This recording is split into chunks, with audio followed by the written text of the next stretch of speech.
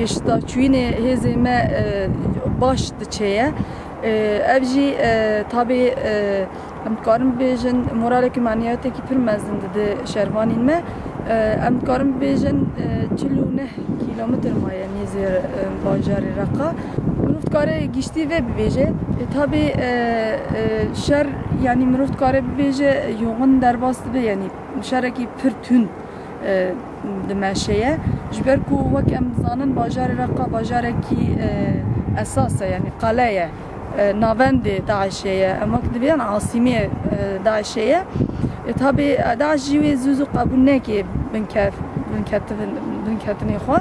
Ev ê bêhne ku yani hemberî yani hemlê me ya jî hemberî êrişî ku em ê bikine ew ê bixwazibe yani wisa yani berxwedaniyekî zêdetir yani wê berxwe bide ku qelê xwe dawî nekefê.